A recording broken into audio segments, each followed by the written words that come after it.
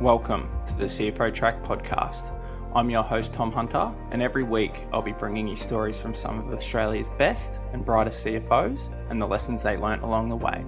My goal for the podcast is to provide learning and development opportunities for those wanting to get to the level of the guests on this show, but they just didn't have the access to those lessons otherwise. Let's get into it. This week, I'm joined by Tim Bensley, the CFO of Carpet Call, Australia's leading floor coverings retailer. Tim spent his early career moving around locations and getting out to operational sites, and it's taught him a lot about business partnering and working with non-finance stakeholders. He also gives great advice around building digital processes and automations in a very manual and inventory-heavy business. I hope you enjoy it, so here we go. This episode is brought to you by Tallystone.com. The all-in-one data room, capital register and board workflow in one continuous system of record. Check out the detail mid-episode. Tim Bensley, welcome to the CFO Track podcast. Thanks for having me. No worries. How's the week been? It's the first day back from a long weekend, so far so good. Yeah, nice. Do you have like a million emails to catch up on, or what does the Tuesday from a long weekend normally look like for you? I guess normal is an unusual word at the moment. No, it's pretty manageable. So obviously the rest of the team didn't have the day off, so a few emails coming over from the West Coast or from Queensland, but pretty manageable. Nice. So I've already given the listeners a bit of an overview of you, but I could never do it justice. So it'd be good to hear it from yourself, where you're at the minute, what sort of stuff you're working on. Yeah, cool. My name's Tim Bensley. I'm the Group Chief Financial Officer at Carpet Call, responsible for company secretary role as well, overseeing the finance team here at the group. I've been with Carpet Call for about 10 years, been in accounting and finance for 16, 17 years, CPA qualified. Nice. So we'll go back to the start, because the whole idea for the podcast is to give up-and-coming finance professionals a bit more context to the learning and development opportunities that are out there. So why did you get into accounting? What was it that started it off for you? Yeah, I mean, for me, it wasn't a pursuit of an accounting, career. I had a degree in business administration that I got from my time in America. I had a passion for financial markets and economics, but I relocated to Australia in 2008, kind of at the height of the GFC, and not having any local experience, looking for a job and landed a job really as a casual data entry person within GrainCorp, and got exposure to, payroll systems and also assisted the assistant accountants. So that kind of gave me a bit of a look into the accounting world, so to speak. Yeah, cool. So we skimmed over a little bit there. So you didn't do accounting at all at uni? No. Only within a business administration degree. So it had some courses. So I majored in finance and minored in management. Yeah, right. Okay. Well, what prompted you to take that degree at the first place? So I like financial markets, stock markets. It's exciting. I like geopolitics and things like that. So understanding the world, understanding history and different cultures and how it all intertwines in the commercial world or business world. So I found that was probably something I would be motivated to study. I wasn't highly motivated leaving high school to get a degree, or I didn't have a lot of clear direction. So I needed to do something. And that was kind of what at the time I felt I wanted to do. And after I graduated, kind of in the GFC, looking for jobs within that financial, investing space was difficult.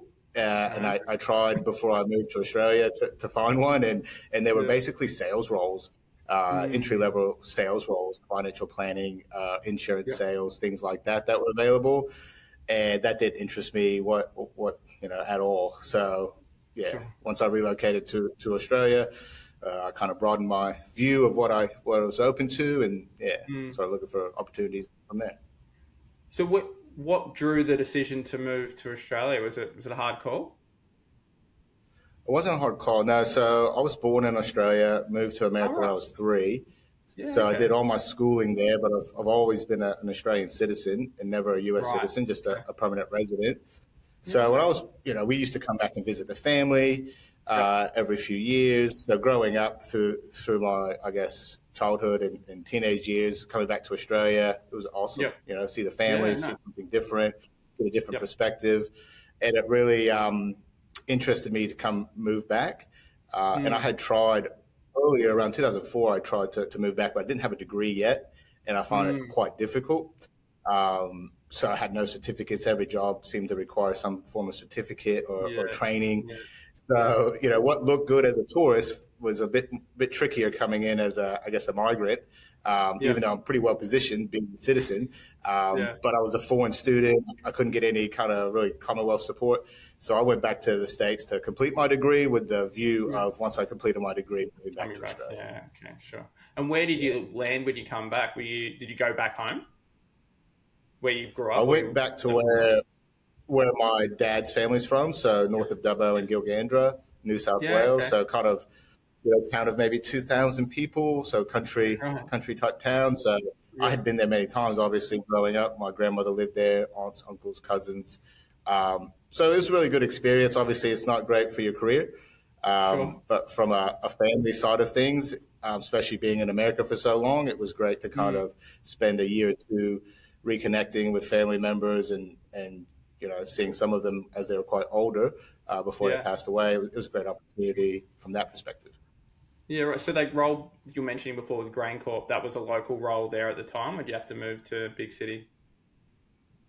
No, that was local role. So I applied for a casual position as a labourer in the grain silo in Gilgandra, and the Dubbo office noticed that I had a business background, so they offered me a position in their office for like a 2 or 3 month contract over the harvest period. So hiring and onboarding and paying all the I think they had about 4,000 staff or something like that. They really beefed up casual staff. So they had a lot of people come in and leave after the harvest.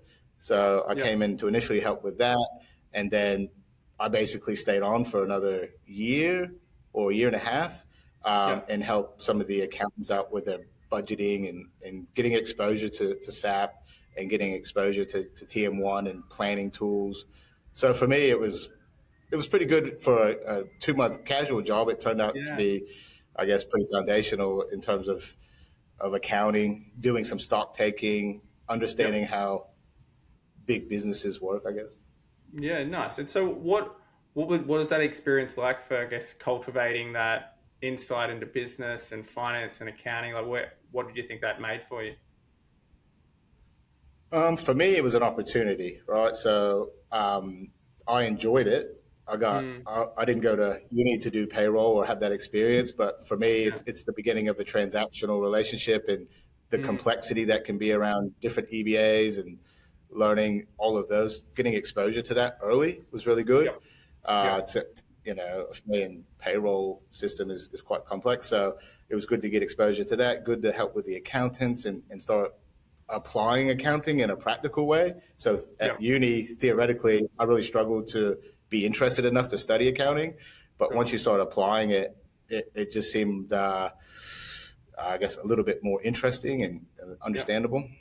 Yeah, nice. And so was it following that the Redpath role came up and you moved to Brisbane? Yeah, so at that time, GrainCorp was closing their office in Dubbo and centralising in the Sydney. So they had offered me a full-time payroll role in Sydney. And at the same time, through kind of family contacts, 2 positions in Redpath were put to me, either accounts payable or payroll. Since I had payroll experience, I said, let's do payroll. So I moved up to Brisbane shortly after and started at Redpath, who are a mining contracting business.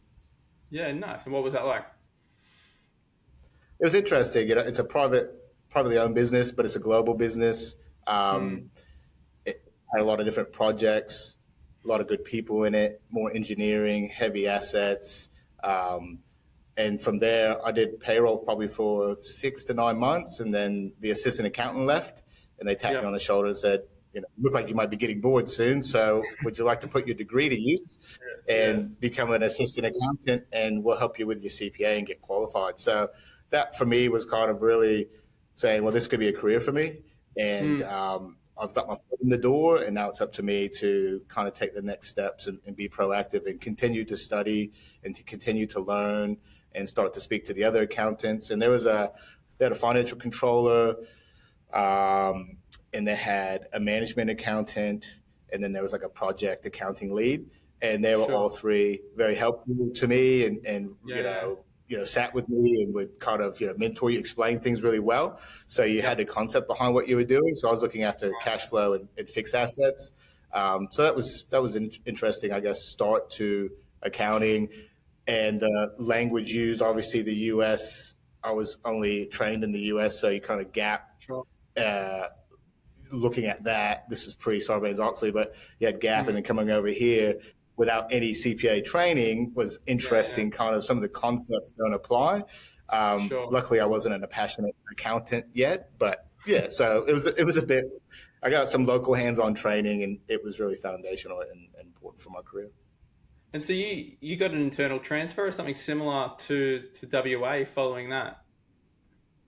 Yeah, so they had a role as a project accountant in the raise boring division, which was like a regional branch office in Perth. So not quite site-based. And they had, between 8 to 12 different projects with drilling rigs and associated equipment on site.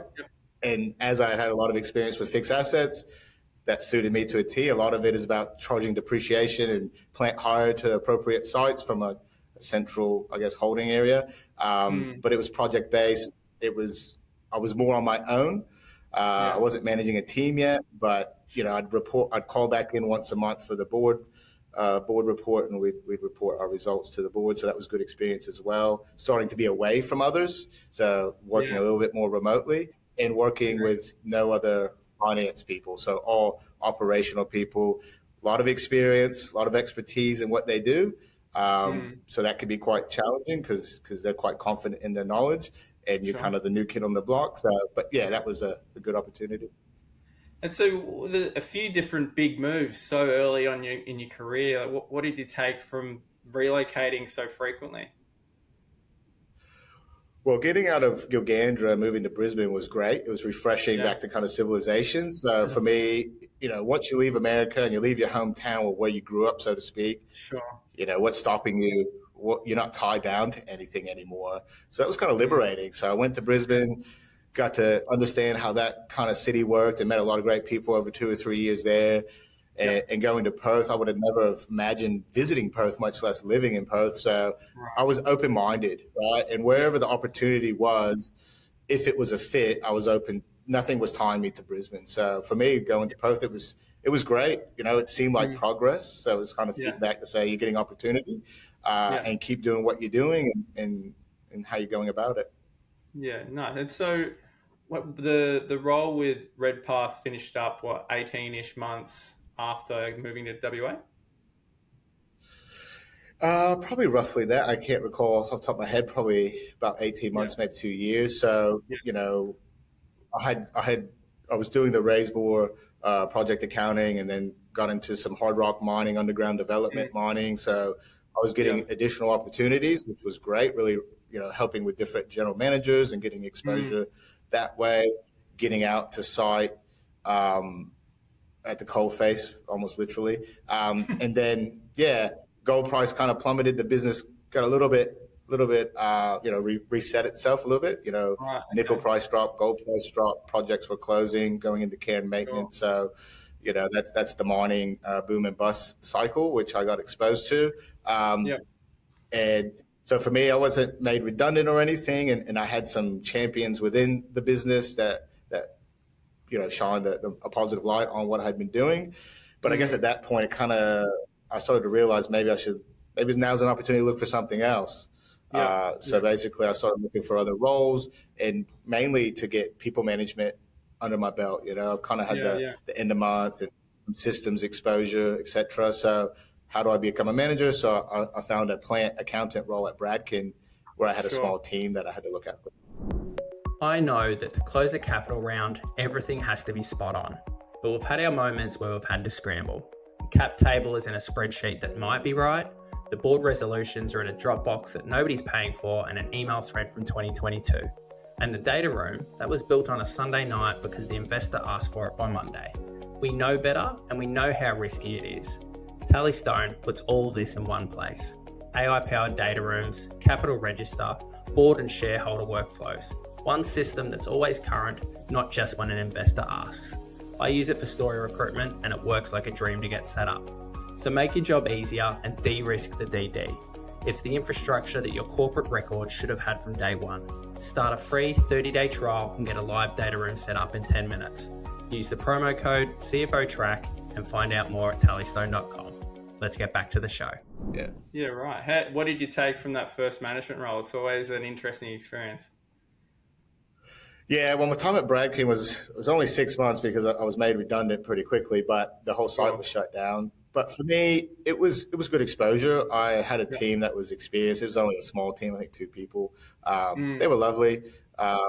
And more importantly, the management there were really supportive. So I kind of walked into the business and I felt it was a pretty easy transition. Managing 1 or 2 staff that are really, have really great attitudes. I guess it highlights the importance of attitude. Yeah. And so I think there was a few operational stakeholders and big projects you were working through at the time in terms of those communication piece. So was there any particular points there? Yeah, in terms of, I guess, the role as a plant accountant, a lot of what you have to do is get out into the plant and understand what's happening. And it was a standard costing situation with manufacturing, and it was also in a tight environment. It's exposed to the mining industry, and they were making mineral processing mill liners. So heavy industry, right? Foundry. So part of that is a mold department, which would make, sand. So we did weekly variance analysis, and a lot of noise was coming from the counting of the sand, and it was just too noisy. We felt it was inaccurate. So, and it probably in hindsight, maybe a communication lesson here, but, I asked the mold department manager to, he has to do a better job counting the sand. And he just looked at me like, who is this guy? And he's another accountant, I guess. But we kind of got over some initial resistance and better explained myself to say, well, we need a better way of counting the sand, measuring the sand, or the quantity of the sand. So we went to the engineering department, and they created a measuring, I guess, dipstick, so to speak. So they would put it in from the top and measure more accurately what was remaining and what you have used, instead of looking at a big tank and trying to guesstimate what it was, just to reduce the noise for the variance analysis each week. Yeah, right. And so what was the outcome of that in the end in terms of dollar value or time saved or whatever?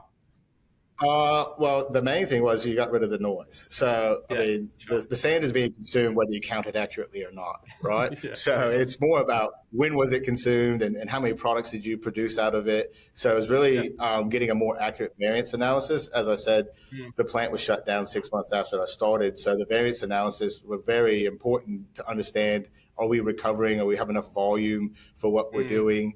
I think another lesson I learned in that role was there was kind of a mandate from head office, which was located at Newcastle at the time. ASX listed business was no overtime, right? We're trying to control costs, no overtime. So management took that very literally. And so what they used to do was every 2 weeks they had to reline the furnace, and that would take half a day. So they would stand down the whole site, 100 people, so 2 people could reline the furnace. And so you had a lot of idle time, so you weren't recovering. So in a manufacturing environment, you need to be having throughput, right? So that was only because they couldn't have overtime. So I was able to convince them that let's have 2 people work, one on a weekend or on a Friday. It was a 4-day site. Have them work their hours, and overtime as a percentage of ordinary hours would be quite low. And that was about $1 million in variance analysis, removing of that variance. So it was about $40K a fortnight. So that was a pretty big one. And that started teaching me about management concepts and, how much do you have to stick to exactly what people say, or what's the underlying, what are we trying to achieve by doing that? But you can make some wrong decisions by sticking to that type of mandate. Yeah, nice. And so at what point did you decide to move to Melbourne off the back of that? Yeah, well, back of that, I was made redundant. I moved over to Metzke, which is a manufacturing business. Worked there for approximately 13 months, managing a team there, which was good experience, great team. And I had met my partner in Perth. So she was she's from Melbourne originally, and her family's from Melbourne. So we decided to move to Melbourne. She was with GE Oil and Gas at the time, and we moved over here with GE Healthcare. So one of us was ready to move, and so I had to resign and find a job. Right. And so that was when you ended up at Tennis Australia. So very, very different environment from mining and manufacturing and heavy industry. How was that? Yeah, very different. It was definitely very interesting, mostly around the big Australian Open event, but also other events that they have pre that, around the country. So a big tennis fan, So especially at that time, I was huge, big Stan Wawrinka fan. So obviously seeing those athletes and tennis players and, out the window of your office or in the hallway was interesting. And just the background look but trying to understand professional development. How do you account for that? What are the challenges there? Broadcasting. So I looked at the broadcast and media. So that's a totally different beast in production and digital and all that. So really applying the foundational accounting concepts to different businesses within Tennis Australia or business units. So another foundational, I was doing my CPA. I think I got qualified while I was there. So it was really, applying what I was learning in the roles I was in at that time. Yeah. Any perks of working there at the time, being a big tennis fan? Obviously meeting all the players, meeting Stan Wawrinka, not really hey, I'm Tim, and you're a fan or anything like that, but just kind of being in that environment was cool. But I guess, having a meeting with, I guess, Pat Rafter and Wally Masur, who you would have seen on TV. And I probably started my tennis spectator career or fandom back with Lleyton Hewitt in kind of 2000, late 90s, early 2000s. And so Pat Rafter was kind of in that era or just pre that. But working with those guys who obviously are quite well known and having Lleyton Hewitt come out and meet you and start talking about a budget is not something you expect when you start out in your accounting career. Did you go with Lleyton or Mr. Hewitt? It was Lleyton. So, he just had a gym session, actually. So he came out of the gym and we were sitting there. He had a son with him as well, so he introduced himself. It was quite nice. Everyone there was really down to earth, I found, and easy to work with. They all wanted the best outcome for whatever area they were responsible for.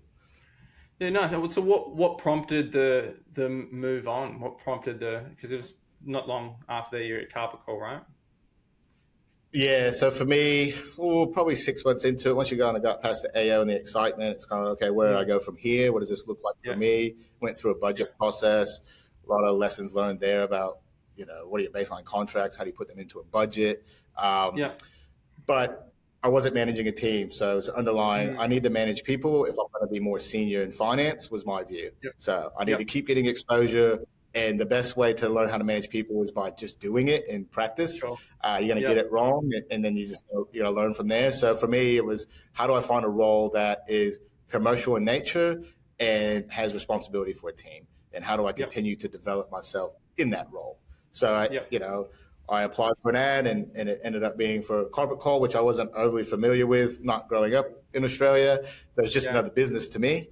But it was interesting, because it was quite commercial. It was looking after a large percentage of the business end to end. It would put all my skills to the test. A bit larger team than I was used to as well. I think there's about 6 or 7 staff members under me. And also working directly with the owner and founder, which was a unique proposition that I hadn't come up against yet. Yeah, and so I think you were saying that the decision of making that call for the job, you're weighing up between a couple of roles. Is that something like that?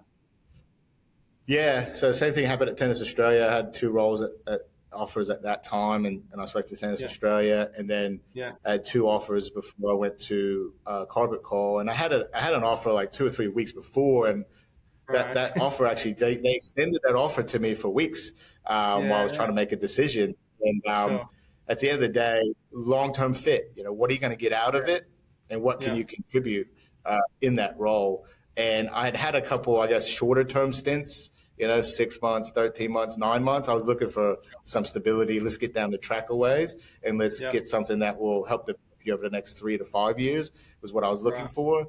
So I took the leap, left Tennis Australia. A lot of people that I knew were like, why would you do that? It sounds so fun. But for me, it's what do you like to do? How are you growing? And that was kind of the determining factor in that decision.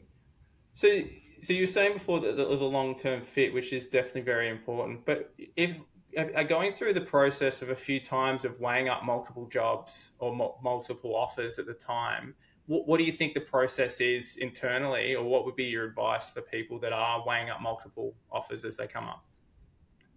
Yeah, for me, it's really, what do you want to do? It's an opportunity. You have 2 offers, what do you want to do? What do you see yourself? That cliche interview question, what do you see yourself in 5 years? Well, you kind of do need to look within and have clarity about what you've had exposure to, what you think you want exposure to. And you don't always know those things, but as you go through your career, you'll start to get more feedback and understand what actually you enjoy to do.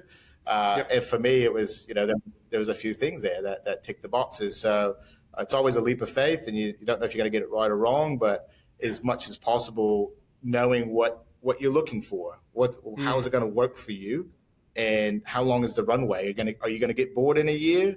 Is the business in good shape? So all those things come into factor. I was looking for stability, so looking for a long-term business, one that was profitable, one that had enough challenges and offered me what I was looking for.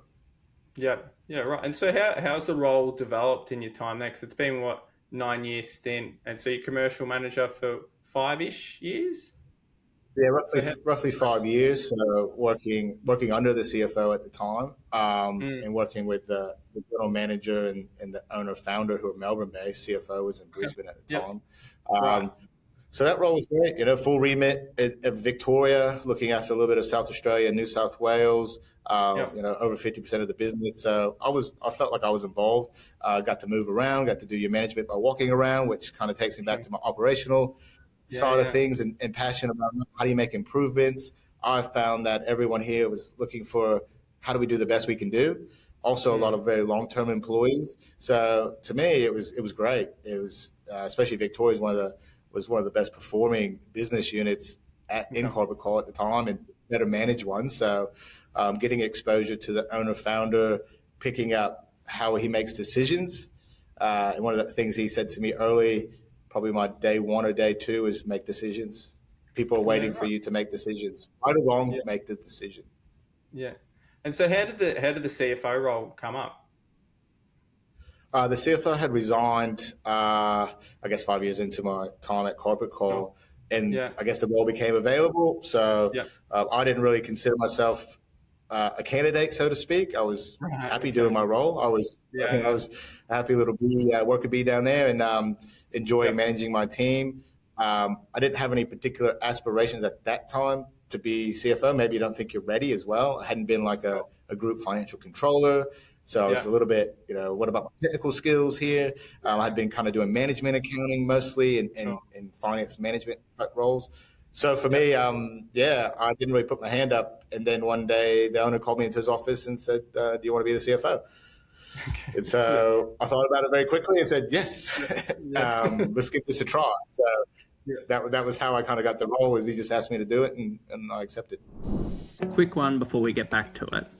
If you're listening to this podcast, you probably already know that I recruit for senior finance professionals for high growth businesses. That's what I do outside of this show. My approach is built around storytelling. When I take on a search, I build a narrative around the business, who they are, what they're building, where they're going, and why that role matters. Before I reach out to a single candidate, I tell that story across multiple channels to my network of over 28,000 finance professionals in Australia, so that when I do start conversations, candidates already know who you are and there's a level of buy-in before I even contact them. So if you're a founder, CEO, or CFO that's thinking about a finance hire, even if it's early days, I'm always happy to chat. Whether that's a question, some free advice, or a sense check on what the market looks like.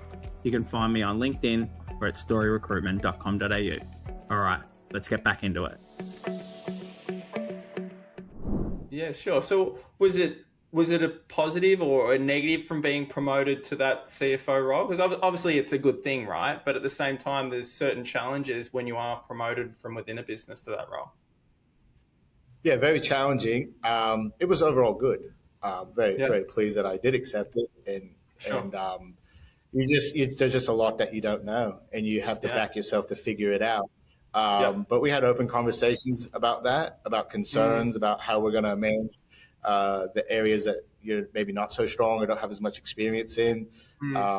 But it was a steep learning curve. There was a limited handover.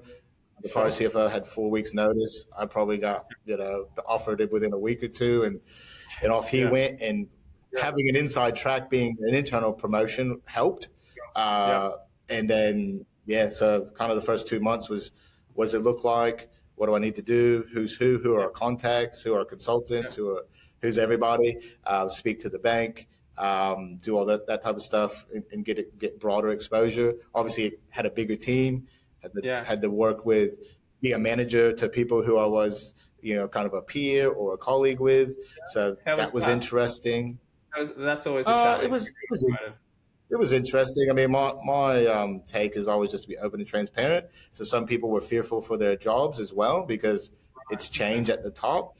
And the prior CFO was in Brisbane. I was located in Melbourne. There was a small team in Brisbane who were quite concerned. So alleviate concerns and understand people and what's keeping them up at night. And also how do they want to develop, where my kind of primary approach is, a listening approach, bit of a casual chat, coffee, how's it going? This is what I'm thinking. This is how it impacts you or does it impact you? And this is the part you can play. And I need your help. Yeah. And so was that the biggest challenge, you think, though, the management of peers, or was there other stuff that come up that you didn't anticipate? Nah, definitely that was a challenge. It wasn't the biggest challenge. There was some staff turnover on the back of the CFO's departure. So that was quite challenging. And that required me to get hands-on with a particular business unit and to do the month end, to understand who it was, then to hire that role and train that role. So that was quite difficult. And then we kind of went quickly into a period where the business went through an interesting phase post-COVID with the builders, kind of spike in activity and inflation. So basically got thrown straight into a very difficult period for rising inputs against fixed price structure for half of our business. So declining margins, cash flow, managing risk to builders falling over, things like that.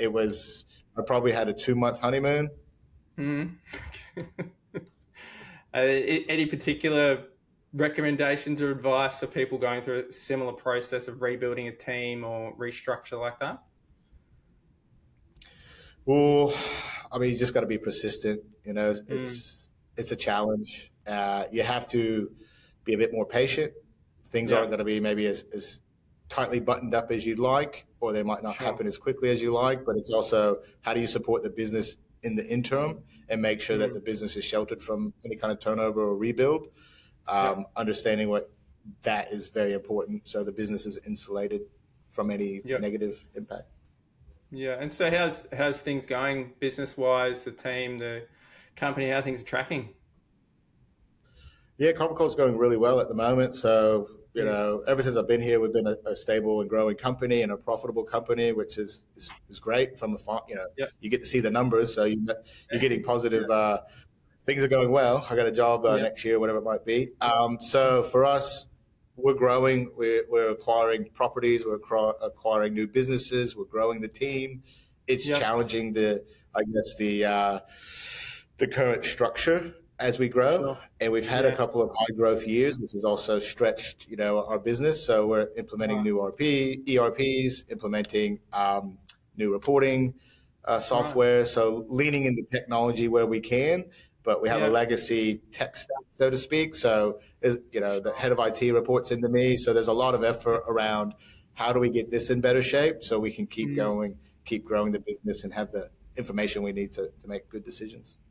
So what's your approach around tech and data in a very inventory heavy business? Because a lot of the noise out there for tech and AI and automation and all that is often with really digital businesses that it is a lot easier to implement that kind of thing. So what's been your approach for getting the business on board, for getting processes running smoothly around from a tech perspective? Yeah, from a tech perspective, really, we did an RPA implementation for several processes where we automated those, and we digitized some of the processes before automating those. So that was kind of an indication of how you can do things more efficiently, how you can save money, or you can grow with not expanding your headcount. So once we did that, we actually looked into refactoring our old legacy ERP into Java with AI. Okay. But the amount of testing that would be required to do that, and you'd end up with the same processes that you currently have. So we looked at that, and then we said, well, let's move into a new ERP. Let's get our data right and have like a data focus. Then we could probably look to use things like AI a bit more. So for us, it's been like, let's get the foundations, let's get the ERP, let's get the data, let's get the lake house where we can combine data from different databases to make, predictive forecasting or budgeting or scenario analysis. So it's really been, let's get our data structure right, and then we can go to the next level. Yeah. Do you have any challenges with getting the team and the business and stakeholders involved with that kind of thing? Yeah, it's quite difficult. I mean, everybody supports it at a high level, but moving from that environment to new environment, you need new skills, in-house to really drive those changes, and getting them to understand that additional headcount is required that you've never needed before for more data science or that type of individual, that new skill set. That's probably the biggest challenge, and understanding, well, how are they either going to save money or improve profitability through that can be challenging. So for me, it's, you just got to work on how you sell it and how you speak in their language that they can understand as well. And, some of it has cybersecurity importance, around your data structure. Some of it has operational importance and profitability and efficiency. And some of it, moving more to a visual style and summary style of reporting with details to support if need be. But it's a challenge because it's a spend in the most case.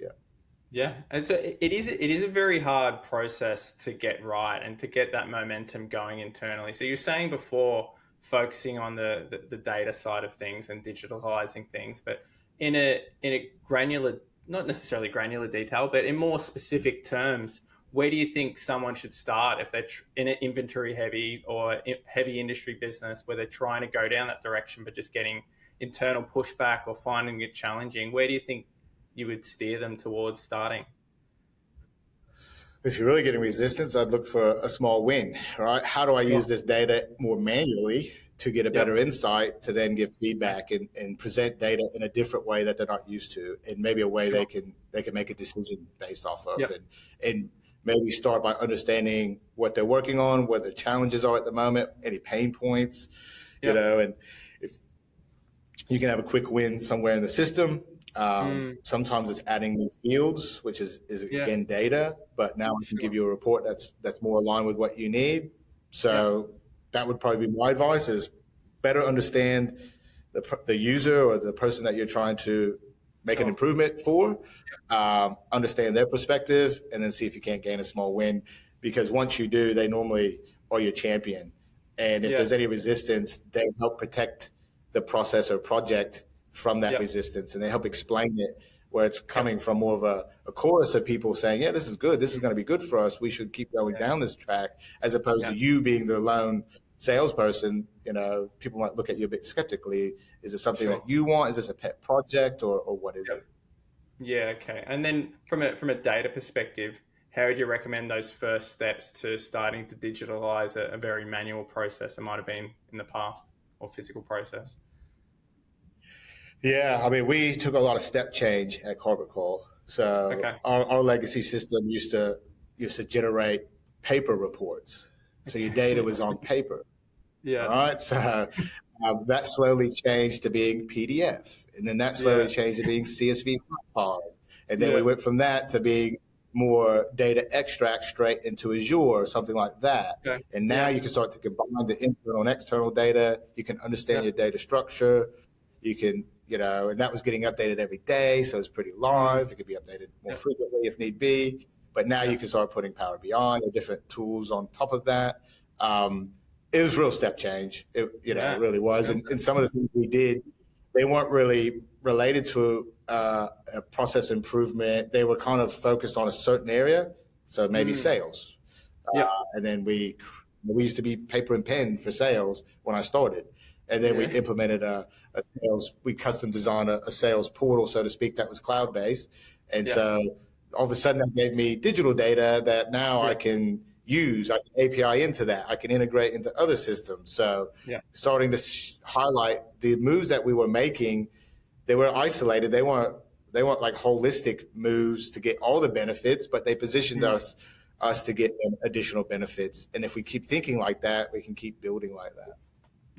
Yeah, gotcha. And so where's things going for the business at the minute? Like, what do the next few years look like? Yeah, so we've just recently acquired a business, so kind of bedding that acquisition down, systems and accounting-wise will be, I guess, key priority. Obviously, there's a lot of noise and potential disruption from what's happening in the Middle East currently. So it's also keeping your eye to the downside risk and inflation, risk of inflation or supply disruptions. So it's really continuing to surveil the surrounds and understand how we best operate in that environment, not being too aggressive, leaving some scope for downward pressure. Yeah, right. And what do you see as the bigger challenges in the market over the next few years, putting aside what you just said, but that can be from a retail perspective, manufacturing perspective, accounting, finance. What do you see the big challenges? Well, the big challenge, I guess, for our business will be potentially trade labor supply. Okay. So not technology or anything like that. That'll be the biggest risk. The biggest opportunity and potentially the biggest risk is technology as well. So systems, AI, change management, change fatigue, managing that. So we've been on a journey of change for a number of years now, and it looks like it's going to continue. So how do we keep people, I guess, bought in and keeping the business going forward that way? So for us, it's probably trade supply, our ability to install flooring products in homes. Yeah, nice. Well, I really enjoyed this, Tim. I appreciate the insight you've been able to give around tech and the data process you're mentioning before and then business partnering earlier on. So I think a lot of the listeners will say the same. But if they have any questions or they want to reach out, is that something you're open to fielding questions? Yeah, definitely. I'm on LinkedIn and my email address is there. So if anyone has a question, feel free. Perfect. Well, I'll add the notes to when it goes out. But thanks again for your time. Thanks for that, Tom. Thanks for listening to the CFO Track. If you enjoyed the show, don't forget to like, subscribe, and share with a friend. I'll see you next time.